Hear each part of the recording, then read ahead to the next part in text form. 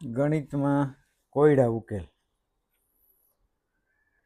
તમારા મોડ્યુલમાં પહેલા પ્રકરણમાં કોયડા ઉકેલ પદ્ધતિ આપેલી છે. જે પ્રથમ વર્ષમાં જે પદ્ધતિઓ આપેલ હતી એ સિવાયની આ પદ્ધતિ છે. આ કોયડા ઉકેલ પદ્ધતિને સમસ્યા ઉકેલ પદ્ધતિ પણ કહેવામાં આવે છે, અને અંગ્રેજીમાં તેને પ્રોબ્લેમ સોલ્વિંગ મેથડ તરીકે ઓળખવામાં આવે છે.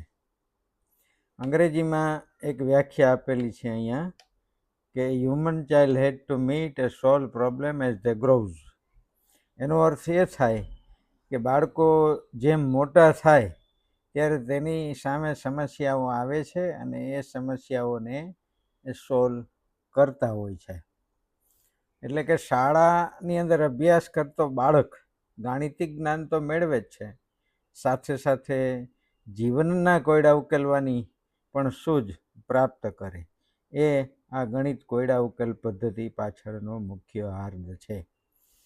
હવે આપણે એનો અર્થ સમજીએ. કોયડા ઉકેલનો અર્થ શું છે? તો કોયડો એટલે એવો ગાણિતિક પ્રશ્ન કે જે વિશિષ્ટ હોય, કે જે ઉકેલવા માટે નાની મોટી ગણતરીઓ કરવી પડે, સૂત્રનો ઉપયોગ કરવો પડે, સંદર્ભ સાહિત્યનો ઉપયોગ કરવો પડે. આપણી ચીલાચાલુ રીતે ન ઉકેલી શકાય, પણ જેને તર્કસંગત રીતે વિચારીને ઉકેલ મેળવવો પડે. તો આ પ્રકારનો પડકારરૂપ ગાણિતિક પ્રશ્ન એટલે કોયડો. ટૂંકમાં આ એક વાક્ય આપણે યાદ રાખવાનું કે પડકારરૂપ ગાણિતિક પ્રશ્ન એટલે કોયડો, અથવા વિશિષ્ટ ગાણિતિક પ્રશ્ન એટલે કોયડો.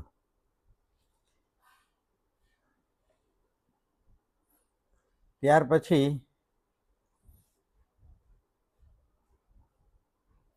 કોયડા ઉકેલનું સ્વરૂપ,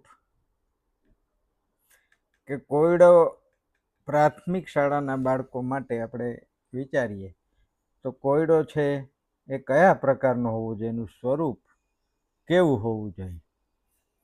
દાખલા તરીકે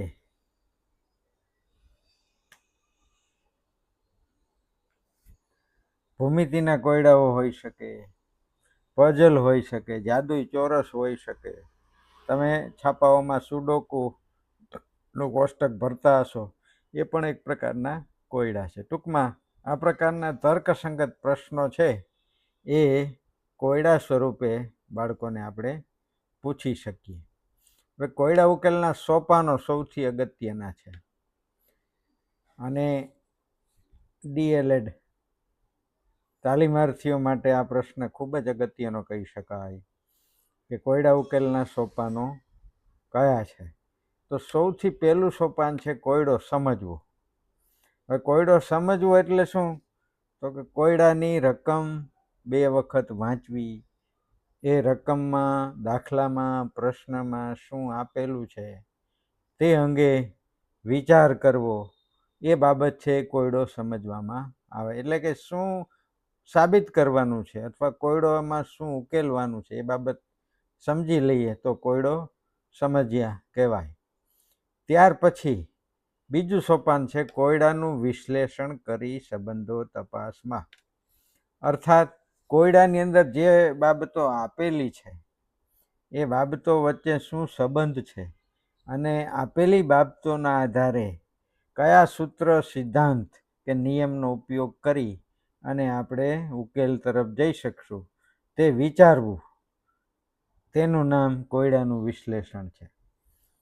વિશ્લેષણ કર્યા પછી આપણે નક્કી કરીએ કે ભાઈ આ સૂત્રનો ઉપયોગ કરીશું, આ સિદ્ધાંતનો ઉપયોગ કરીશું, આ નિયમનો ઉપયોગ કરીશું.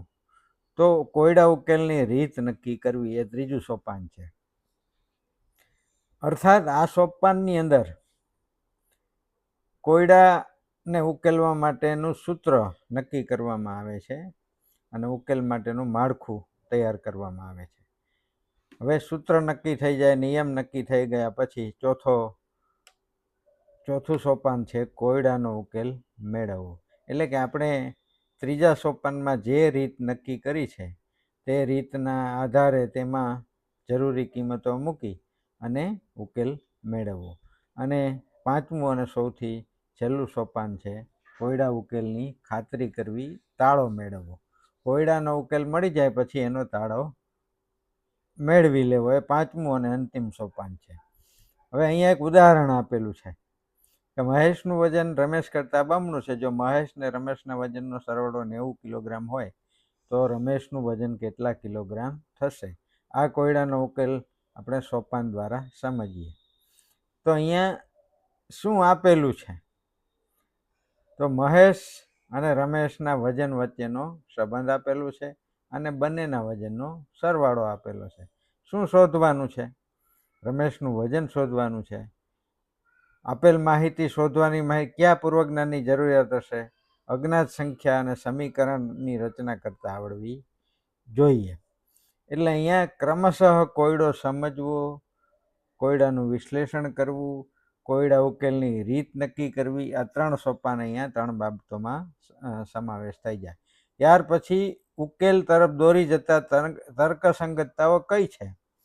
એટલે કે આપેલી માહિતી પરથી કયું સમીકરણ બનશે? તો એનું અહીંયા સમીકરણ કે બંનેના વજનનો સરવાળો 90 થાય છે અને એકનું વજન x છે, બીજાનું બમણું છે એટલે 2x છે અને બંનેનો સરવાળો 90 થાય છે એટલે અહીંયા આપણને સમીકરણ મળે છે x + 2x = 90. હવે ઉકેલ મેળવવો.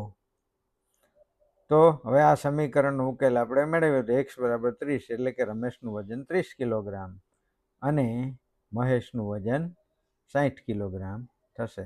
હવે તાળો મેળવીએ કે બંનેના વજનનો સરવાળો 90 થાય છે કે નહીં. તો અહીંયા 30 + 90 કરીએ તો આપણને એનો સરવાળો મળે છે. તો અહીંયા કોયડા ઉકેલના સોપાનો આ રીતે સમજી